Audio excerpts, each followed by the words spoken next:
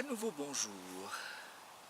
J'ai déjà parlé à plusieurs reprises de mon travail actuel sur la musique suisse et aussi la musique en Suisse.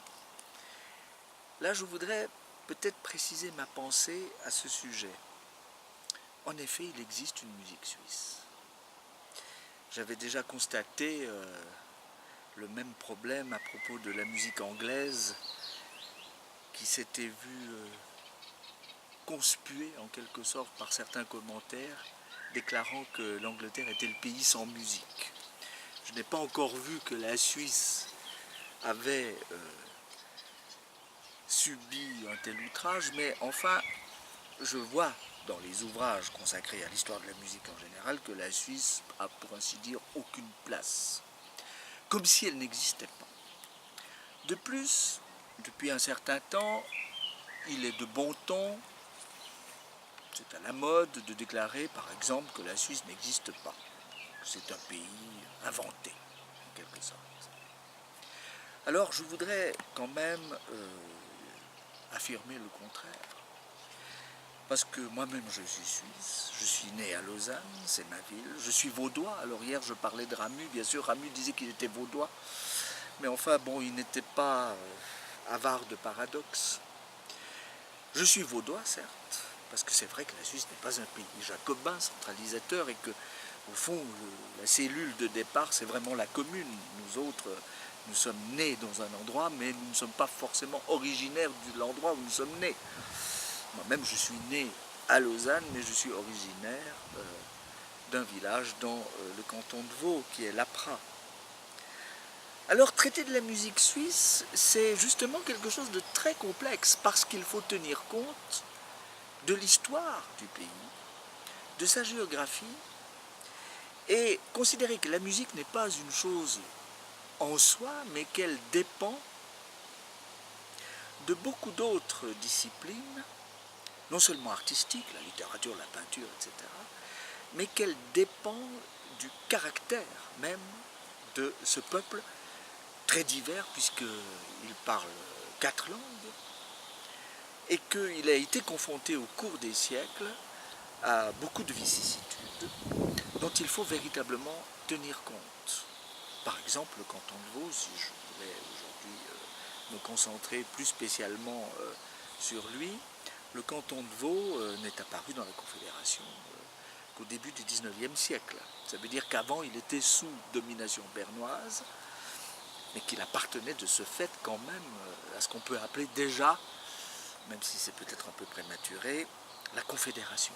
Voilà. Alors, bien sûr, tout ça exige d'être très précis, de ne pas sacrifier aux généralités, aux lieux communs, mais d'entrer dans cette complexité pour faire apparaître plus précisément ce qu'est la musique suisse. La musique suisse, je dirais les musiques suisses, parce que justement, elles sont aussi liées aux langues, l'allemand, l'italien, le français, le romanche aussi, même s'il est minoritaire, et que de nombreux compositeurs tout à fait caractéristiques des cultures, des folklores, des paysages, des mentalités, des psychologies, que sais-je, sont apparus au cours des siècles, et cela indépendamment des influences européennes, des influences voisines, par exemple la France pour la Suisse romande, l'Allemagne et l'Autriche,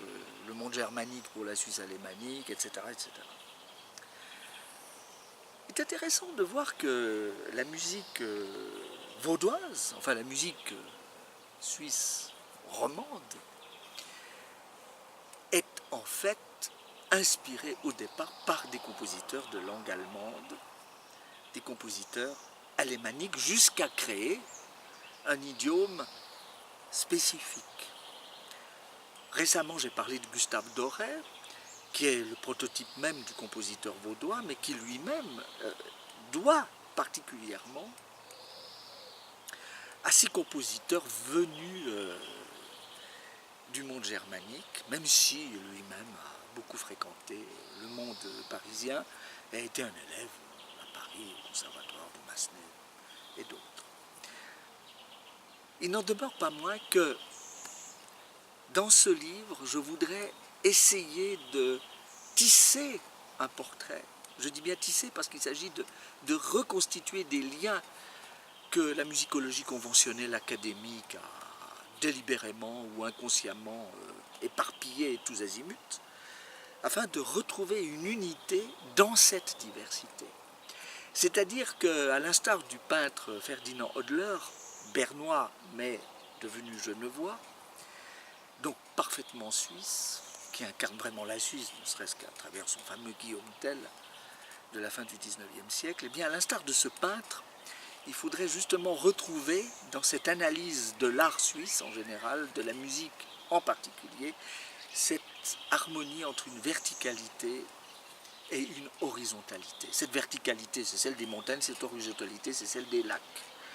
Et alors comme ça, tout de suite, avant que de conclure ce premier film que je veux consacrer à ce sujet, je voudrais quand même évoquer quelques figures complètement oubliées, méconnues au-delà des frontières, qui représentent véritablement cet idiome très spécifique, ce langage où, à travers les religions protestantes et catholiques, le conflit est largement surmonté, sublimé, pour retrouver le lien empreint de religiosité, ce qui est différent que d'appartenir à une religion dogmatique, de religiosité avec le paysage. Voilà, il y a énormément de compositeurs.